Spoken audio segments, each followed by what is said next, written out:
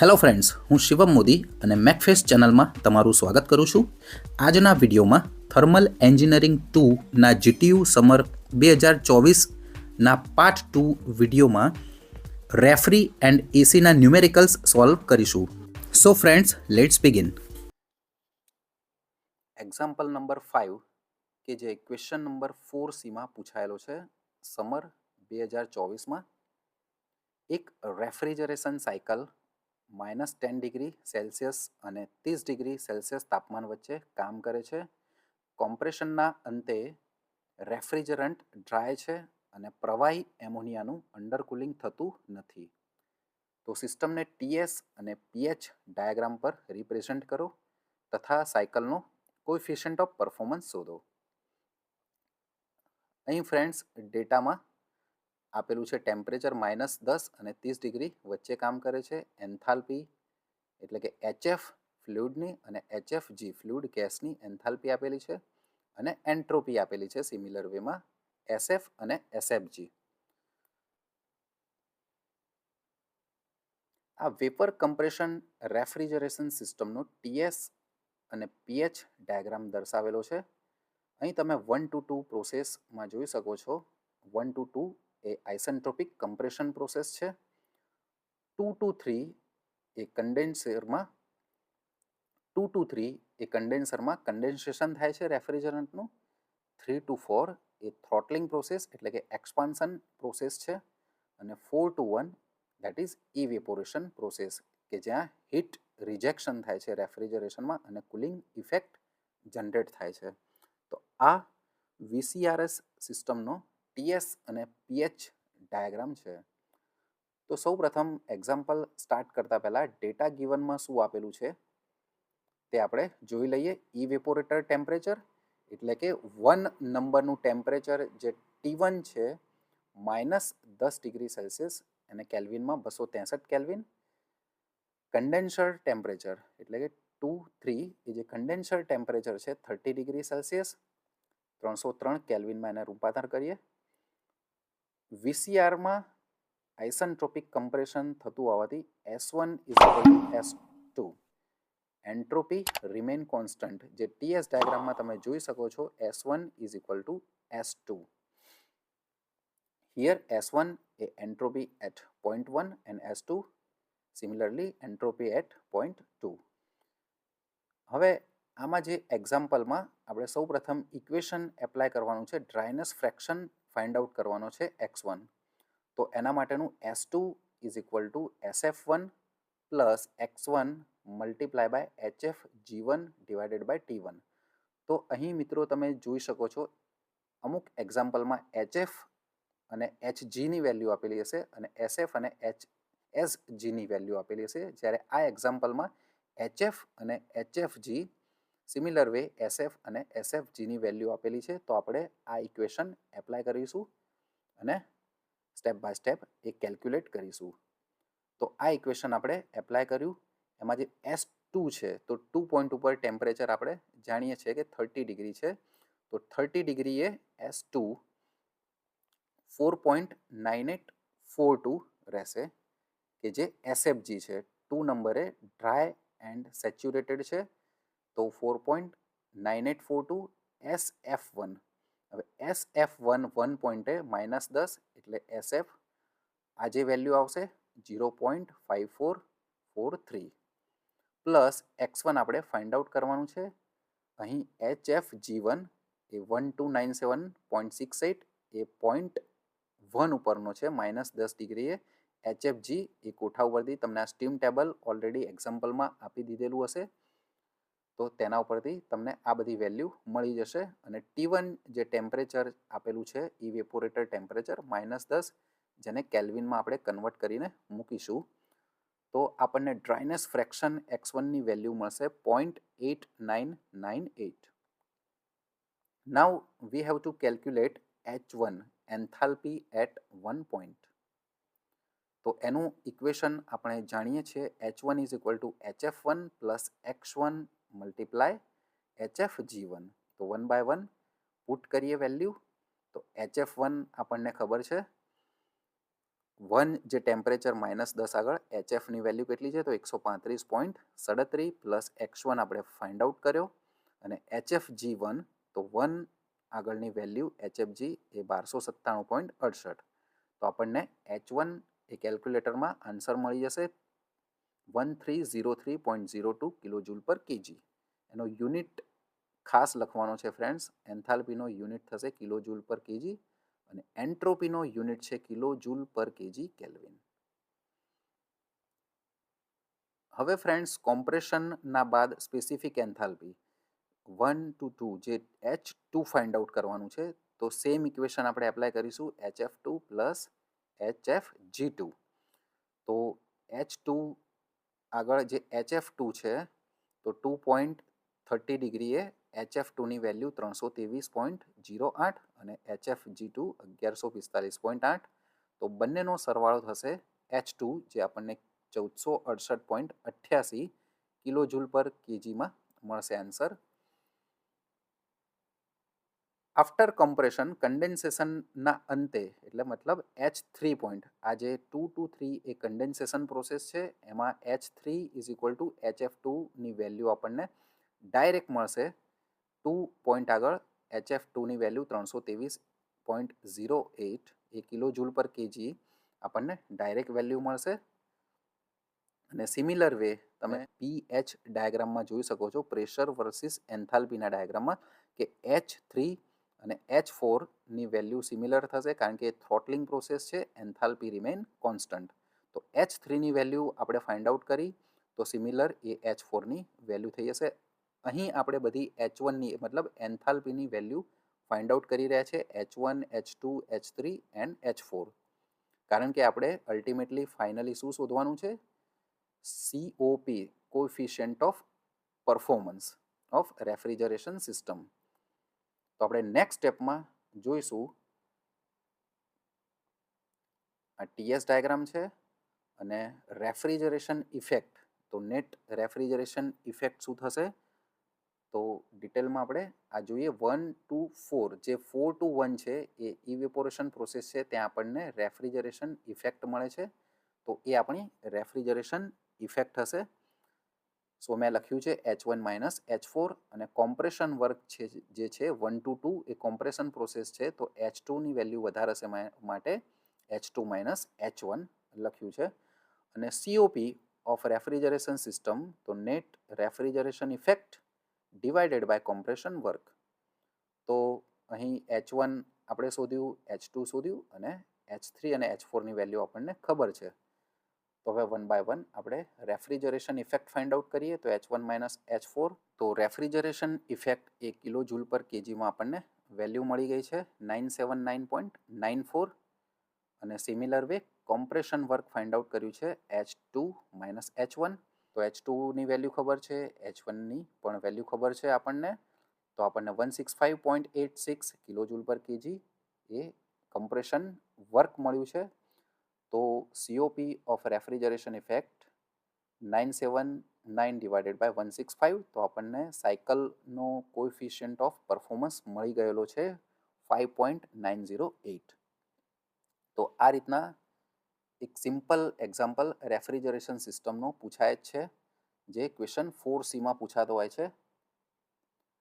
હવે next example 6 કે જે ક્વેશ્ચન 4Cના ઓરમાં એ સેમ જ VCRS સિસ્ટમનો જ છે, વેપર કમ્પ્રેશન રેફ્રિજરેશન સિસ્ટમ. તો આપણે 1 by 1 રકમ વાંચીએ. એક VCRS સાયકલ -5 ડિગ્રીથી 25 ડિગ્રી સેલ્સિયસ વચ્ચે કાર્ય કરે છે. આઇસેન્ટ્રોપિક કમ્પ્રેશનના અંતમાં જે રેફ્રિજરન્ટ છે એ ડ્રાય એન્ડ સેચ્યુરેટેડ, સૂકો અને સંતૃપ્ત છે, અને રેફ્રિજરેટરનું અંડરકુલિંગ થતું નથી, તથા પ્રવાહીનું કન્ડેન્સરમાંથી બહાર નીકળ્યા પછી થ્રોટલિંગ થાય છે, જે આપણને ખબર જ છે ઓલરેડી. તમે અહીં TS અને PH ડાયાગ્રામ જોઈ શકો છો. તો finally coefficient of performance find out કરો.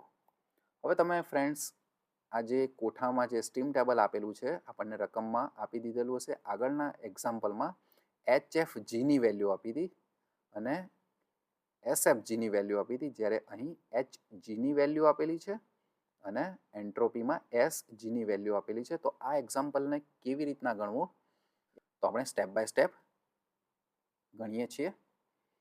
તો ડેટા ગિવનમાં સૌપ્રથમ H3 is equal two H4 આપી દીધેલો છે. તો આપણું જે 3 અને 4 પોઈન્ટ, તો 3 અને 4 પોઈન્ટ જે છે એ કયો થશે તો 25°C થશે. તો આપણને H3 અને H4 એ મળી જશે ડાયરેક્ટલી 298.9 કિલો જૂલ પર કેજી થ્રોટલિંગ પ્રોસેસ. કારણ કે જે આપણે આગળના એક્ઝામ્પલમાં બી જોયું કે થ્રોટલિંગ પ્રોસેસમાં H3 અને H4 enthalpy remain constant. Next S1 અને S2 આપણને ખબર છે, entropy eight point 1 and S2 entropy eight point 2 respectively. તો અહીં ઇક્વેશનમાં સ્લાઇડ ડિફરન્સ રહેશે કારણ કે SFG1 અહીંયા લગાવીશું. તો S1 is equal to SF1 plus X1 multiply by SFG1 and H1 is equal to HF1 plus X1 multiply by HFG1. આ equation same છે પણ સ્લાઇડ અહીંયા ચેન્જ આવશે. And coefficient of performance of refrigeration system ખબર છે, it is the ratio of net refrigeration effect divided by compression work. તો 1 by 1 આપણે જે ઇક્વેશન એપ્લાય કરીએ તો S1ની જે વેલ્યુ છે 1 એટલે કે -5 પોઈન્ટ છે અહીંયા ઇવેપોરેશન ટેમ્પરેચર. તો ત્યાં આગળ 5.039 જે વેલ્યુ હશે. SF1 તો SF1 આપણે કેલ્ક્યુલેટ કરીશું 0.630. તો SF1 આપણને ડાયરેક્ટલી મળે છે અહીં, પ્લસ X1 અને SFG1ની વેલ્યુ SG1 માઇનસ SF1થી મળશે, એટલે કે આ બંનેની બાદબાકી 5.407 માઇનસ 0.630. તો આમ કર્યા પછી ડ્રાયનેસ ફ્રેક્શનની વેલ્યુ આપણને મળશે 0.923. અને સિમિલર વેમાં આપણે H1 કેલ્ક્યુલેટ કરી શકીશું આ ઇક્વેશન એપ્લાય કરીને. H1 is equal to HF1 plus X1 multiply by HFG1. તો HF1 થશે 1 પોઈન્ટ ઉપર -5 ટેમ્પરેચર ઉપર HF1 158.2, X1 આપણે ફાઇન્ડ આઉટ કર્યો અને HFG1 1280.8, એટલે કે આ બંનેની બાદબાકી 1439 માઇનસ 158.2 આ બંનેની બાદબાકી કરશો તો તમને HFG1 મળી જશે.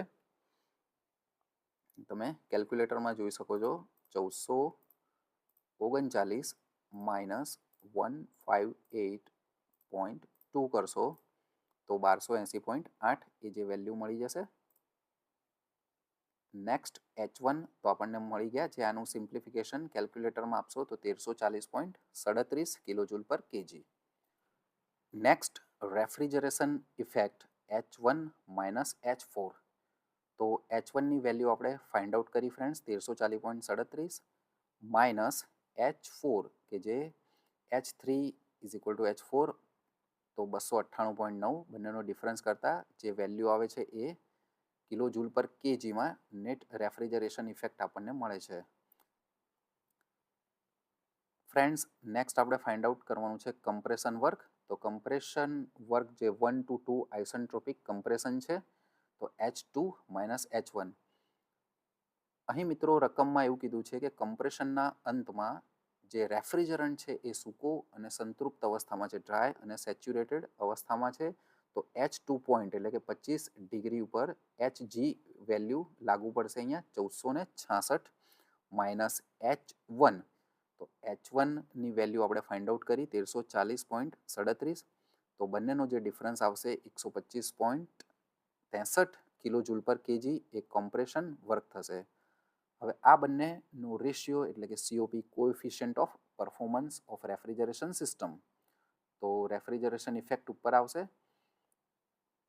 1041.47 ડિવાઇડેડ બાય કમ્પ્રેસર વર્ક તો 125.63, 8.29 આન્સર મળી જશે. તો આ રીતના ફ્રેન્ડ્સ તમે જોઈ શકો છો કે રેફ્રિજરેશન સિસ્ટમના, એર કન્ડિશનિંગ સિસ્ટમ અને રેફ્રિજરેશન સિસ્ટમના એક્ઝામ્પલ ક્વેશ્ચન નંબર 4C અને 4C ઓરમાં પૂછાય છે. નેક્સ્ટ એક્ઝામ્પલ છે 7 કે જે એર કન્ડિશનિંગ સિસ્ટમ ઉપર છે, જે ક્વેશ્ચન નંબર 5Cમાં પૂછાયેલો છે. તો આપણે સ્ટાર્ટ કરીએ. એક રૂમનું ટેમ્પરેચર 28 ડિગ્રી છે અને વિશિષ્ટ હ્યુમિડિટી એટલે કે સ્પેસિફિક હ્યુમિડિટી આપેલી છે 12.6 ગ્રામ પ્રતિ કેજી ઓફ એર. તો વરાળનું આંશિક દબાણ પીવી અને રિલેટિવ હ્યુમિડિટી અને ડ્યુ પોઈન્ટ ટેમ્પરેચર શોધો. તો મિત્રો અહીંયા તમને આ એબ્સોલ્યુટ પ્રેશર અને ટેમ્પરેચર એ રિસ્પેક્ટિવલી એ તમને આપી દીધેલું હશે રકમમાં. તો આપણે સૌપ્રથમ ડેટા ગિવન લખી નાખીએ. તો રૂમ ટેમ્પરેચર આપેલું છે 28 ડિગ્રી સેલ્સિયસ, સ્પેસિફિક હ્યુમિડિટી આપી છે 12.6 ગ્રામ પર કેજી ઓફ એર. તો આપણે આને કેજી પર કેજી ઓફ એરમાં રૂપાંતર કરવું પડશે. તો 1 kg ઇઝ ઇક્વલ ટુ 1000 ગ્રામ. તો 1000 વડે ડિવાઈડ કરીશું તો 0.0126 kg પર કેજી ઓફ એર આપણને મળશે. રૂમ બેરોમેટ્રિક પ્રેશર પીબી આપણને ખબર છે એટમોસ્ફેરિક પ્રેશર 1.01325 બાર રહેશે. તો હવે આપણે ઇક્વેશન્સ અને કયા નોટેશન છે તે આપણે ડિસ્કસ કરીશું. તો પીવી જે છે એ હવામાં રહેલ પાણીની વરાળનું આંશિક દબાણ છે. પીવી એ શું છે? The partial vapour pressure of water particles existing in air. Next PB barometric pressure is equal to atmospheric pressure of air plus PV જે partial pressure of water particles in air. Next equation છે specific humidity is equal to 0.622 PV divided by PA. Then relative humidity phi. તો PV divided by PVS. તો PVS અહીં શું છે? Saturated vapour pressure. તો 1 by 1 આ terminology સમજીશું અને એક્ઝામ્પલ સ્ટાર્ટ કરીશું. તો એનું એ જ ટર્મિનોલોજી છે પીવી, પાર્શિયલ પ્રેશર છે, દેન સ્પેસિફિક હ્યુમિડિટી. તો સ્પેસિફિક હ્યુમિડિટીમાં આપણને પીવી પણ ખબર નથી અને પીએ પણ ખબર નથી. So we know that PB is equal to PA plus PV. તો પીબી બેરોમેટ્રિક પ્રેશર છે, PA that is pressure of air plus PV that is partial vapour pressure. તો પીએને સૂત્ર કરતાં બને તો પીબી માઇનસ પીવી થશે. અને હવે સ્પેસિફિક હ્યુમિડિટીનું ઇક્વેશનમાં આપણે પીએની વેલ્યુ પીબી માઇનસ પીવી એ પુટ કરીશું. તો આ રીતે બનશે PV divided by PB minus PV. Then આ પ્રકારે સિમ્પ્લિફિકેશન આપવાથી આપણને પીવીની વેલ્યુ મળી જશે 0.0208 બાર. તો ફર્સ્ટ આન્સર આપણને મળી ગયો છે. હવામાં રહેલ પાણીની વરાળનું પાર્શિયલ પ્રેશર આપણને મળી ગયું છે 0.0208 બાર. નેક્સ્ટ આપણને સ્ટીમ ટેબલમાંથી તમે અહીં બાજુમાં જોશો તો 0.020 જે પ્રેશર છે પીવીનું ત્યાં આગળ ટેમ્પરેચર 17.51 બતાવશે. તો સેચ્યુરેટેડ ટેમ્પરેચર એ જ આપણું ડ્યુ પોઈન્ટ ટેમ્પરેચર થશે. તો આપણને ત્રીજો આન્સર છે ડ્યુ પોઈન્ટ ટેમ્પરેચરનો એ પણ મળી ગયો છે 17.51 ડિગ્રી સેલ્સિયસ. તો નેક્સ્ટ હવે સ્ટીમ ટેબલમાંથી આપણે 28 ડિગ્રી જે રૂમનું એટમોસ્ફિયરિક ટેમ્પરેચર આપેલું છે તો એના ઉપરથી આપણને સંલગ્ન જે પ્રેશર છે સ્ટીમ ટેબલમાંથી PVS સેચ્યુરેટેડ વેપર પ્રેશર જેને કહેવાય તે પણ આપણને મળી જશે. મિત્રો આમાં તમારે સ્ટીમ ટેબલની ખાસ જરૂરિયાત રહેશે. તો સેચ્યુરેટેડ વેપર પ્રેશર આપણને મળેલું છે 0.03778 બાર. આ બધી વેલ્યુ તમને પ્રેશરની વેલ્યુ બારમાં મળશે. અને હવે રિલેટિવ હ્યુમિડિટીનું ઇક્વેશન છે phi is equal to PV divided by PVS. તો પીવી આપણને ખબર છે 0.020 બાર ડિવાઇડેડ બાય 0.03778 બાર. તો આપણને ફાઈની વેલ્યુ 53% મળી જશે જે રિલેટિવ હ્યુમિડિટી છે. તો ફ્રેન્ડ્સ આપણે થર્મલ એન્જિનિયરિંગ 2નો સમર 2024નો પેપર કમ્પ્લીટ કરી દીધા છે, જેમાં ટોટલ 7 એક્ઝામ્પલ પૂછાયેલા છે. જે ક્વેશ્ચન 1માં આઈસી એન્જિનના એક્ઝામ્પલ હતા, ક્વેશ્ચન 3માં ગેસ ટર્બાઇનના એક્ઝામ્પલ હતા, ક્વેશ્ચન 4માં રેફ્રિજરેશન સિસ્ટમના એક્ઝામ્પલ હતા, અને જે લાસ્ટ ક્વેશ્ચન છે એમાં એર કન્ડિશનિંગ સિસ્ટમનો એક્ઝામ્પલ આપણે ડિસ્કસ કર્યો.